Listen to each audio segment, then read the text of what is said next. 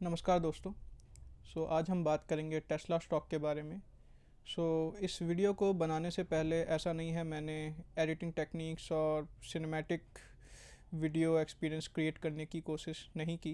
मैंने कोशिश की पर वो वीडियो इतना अच्छा बन नहीं पाया। तो आप मेरे को एक मौका दें कि मैं अपनी बात आज इस माध्यम से कह सकूं।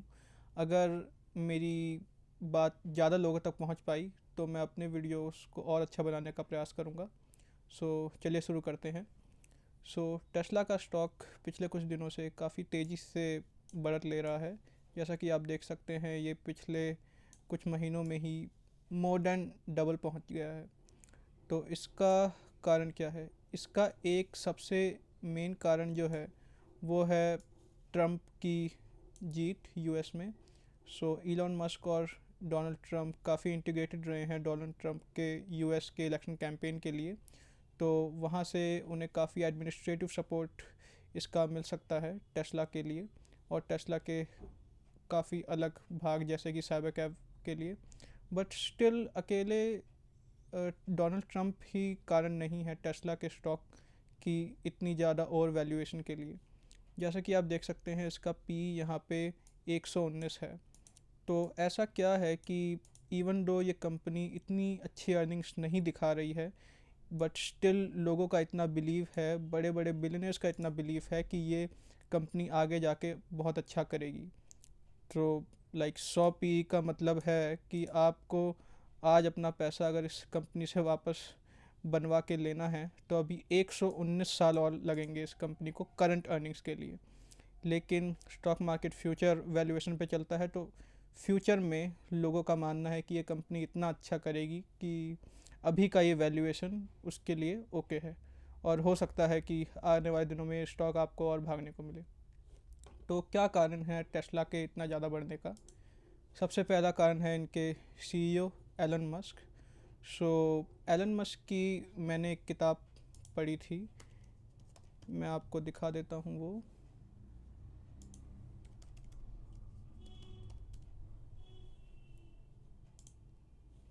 इनकी ये वाली किताब मैंने पढ़ी थी। इस किताब में काफ़ी डीप डाउन इनके मेंटल स्टेट का एक्सपीरियंस दिया हुआ है। तो मैं जितना पढ़ के समझ पाया ये मेंटली काफ़ी रिस्क टेकिंग इंसान है। मतलब इनकी फैमिली भी अगर आप देखेंगे तो इनके जो माता पिता थे अपने प्लेन में बैठ के कहीं भी लॉन्ग राइड्स के लिए निकल जाते थे। ये वैसा प्लेन नहीं है जिसमें अलग से पायलट होता था, वो खुद प्लेन चला के निकल जाते थे and all. Risk taking behaviour काफ़ी आप कह सकते हैं इनके ब्लड में है। और इसके अलावा एक बात जो इन्हें बाकी अमीर लोगों से अलग बनाती है वो है इनका इनोवेशन के प्रति रुझान।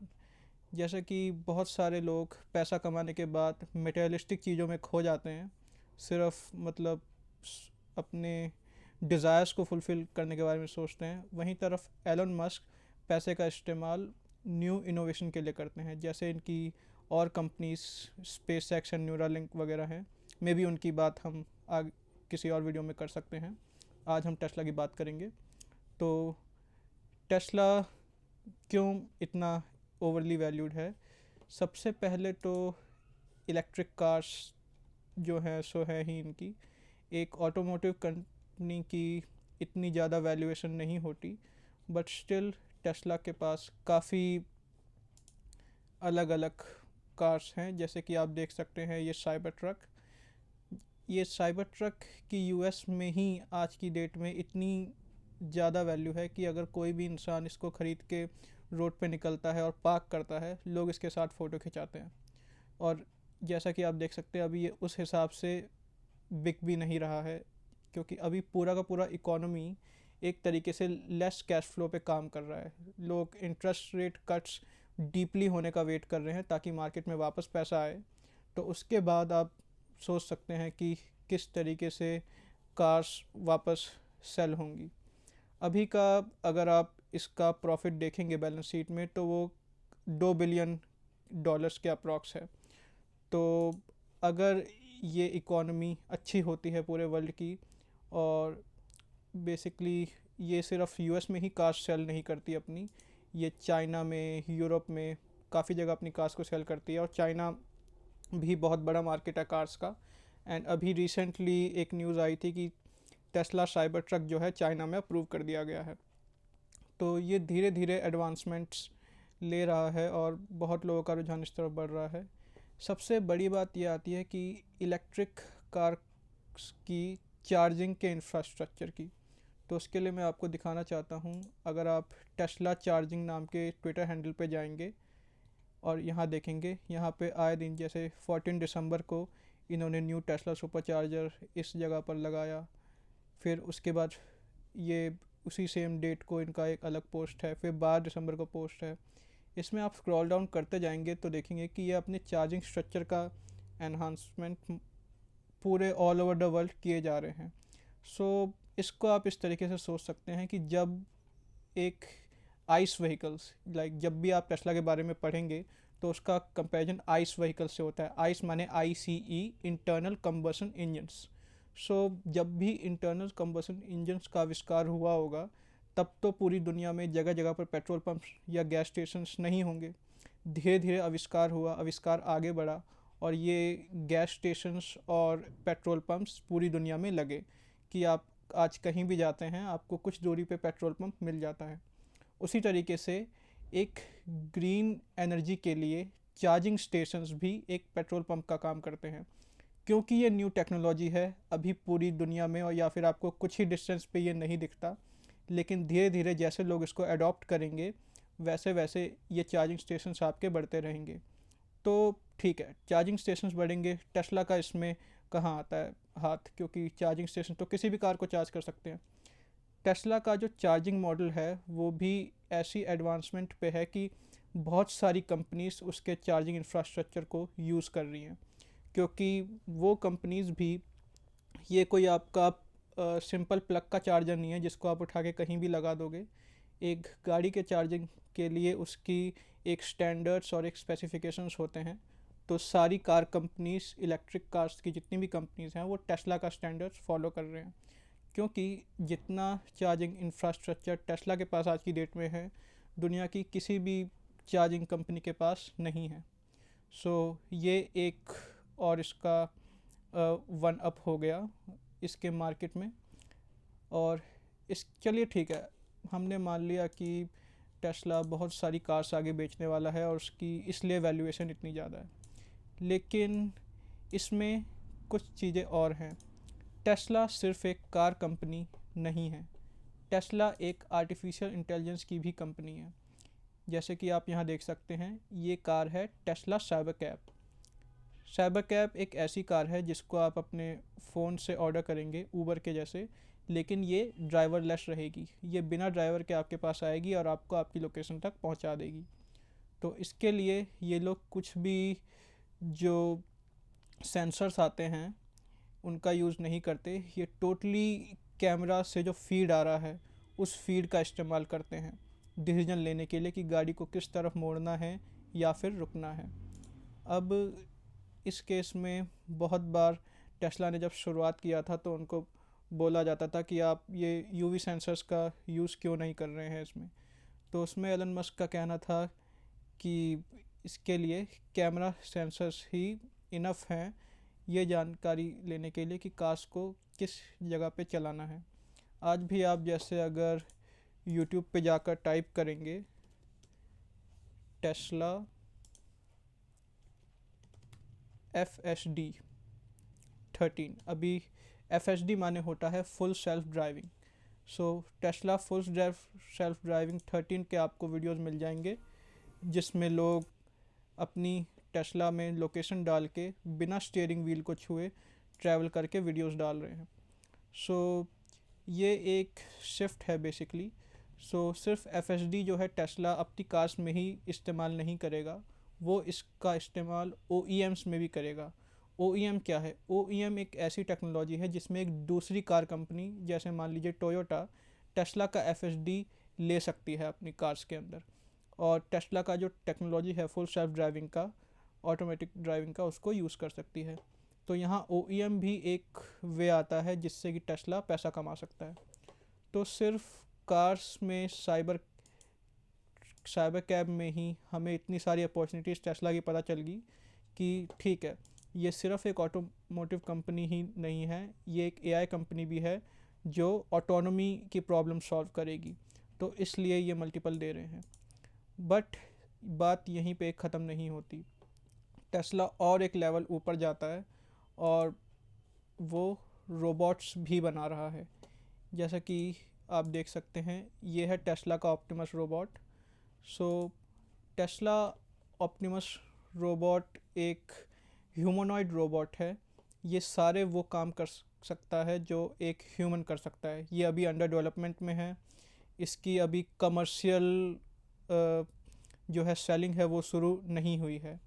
इसकी जो मार्केट है वो लाइक एक ऐसा नंबर बोलते हैं एनालिस्ट जो सुनते ही सब लोग सारा पैसा टेस्ला स्टॉक में डाल दें। लेकिन जैसे कि इससे पहले मैं आपको जो साइबर कैब बताया था, साइबर कैब भी अभी मार्केट में नहीं आई है। इनको बस इन्होंने अपने टेस्ला iRobo इवेंट में ही दिखाया था। तो जैसे कि आप यहाँ हम ऑप्टिमस की बात पर वापस आते हैं। ऑप्टिमस इन्होंने ये ह्यूमन ऑपरेटेड है। अभी जो आप वीडियो देख रहे हैं उसमें ऑप्टिमस जो है ह्यूमन ऑपरेटेड था और जवाब ऑटोमेटिक दे रहा था। तो इसमें ये रोबोट वॉक कर सकता है, डांस कर सकता है और लोगों को अपनी चीज़ें उठा के दे सकता है। इसको ये एलन मस्क का कहना है कि वो एक ऐसा वर्ल्ड देखना चाहते हैं कि हर एक घर में उनका एक अपना ऑप्टिमस रोबोट होगा। तो अगर इसको वो एक कार के प्राइस से भी कम में बेचें और ये टेक्नोलॉजी उनके पास होगी कि इसमें क्या मोटर्स लगानी है, क्या एआई लगाना है, तो ये जब वो स्केल में प्रोड्यूस करेंगे, जैसे चाइना के बारे में आपने बहुत बार सुना होगा कि चाइना कुछ भी चीज़ प्रोड्यूस करता है वो इतना स्केल में प्रोड्यूस करता है कि वो डंप कर देता है दूसरे देश में जाके। तो अगर वो ऑप्टिमस को स्केल में प्रोड्यूस करेंगे तो स्केल में उनका जो ओवरऑल मेकिंग कॉस्ट इसका आएगा वो बहुत कम आएगा। और ये टेक्नोलॉजी क्योंकि सिर्फ टेस्ला के पास होगी तो वही इसको सेल कर पाएगा। और बाकी मार्केटिंग तो आप देख ही रहे हैं। मैं एक आउट ऑफ द ब्लू एक रैंडम पर्सन वीडियो बना रहा हूँ टेस्ला पे, तो उससे फिर आप देख सकते हैं कि कितना ज़्यादा इस कंपनी पैसा कमा सकती है। तो जिसमें लाइक पैसा तो मान लीजिए टेस्ला के लिए बड़ी अलग ही चीज़ हो जाएगी। मैं आपको एक चीज़ और दिखाता हूँ, उससे लिए पहले हम ऑप्टिमस की बात को चलिए ख़त्म कर लेते हैं। तो ये ऑप्टिमस ह्यूमनॉइड रोबोट रहा जिसने यहाँ पे आके पूरा इसका टेस्ला का एक तरह से नीश ही बदल डाला। ऑटोमेटिव से ये एक एआई कंपनी बन गई। जैसे ये आप वीडियो यूट्यूब पे देख सकते हैं बाद में, जिसमें टेस्ला इंटरेक्ट कर रहा है लोगों से इन iRobo इवेंट। सो अब मैं आपको दिखाता हूँ top world companies by market cap.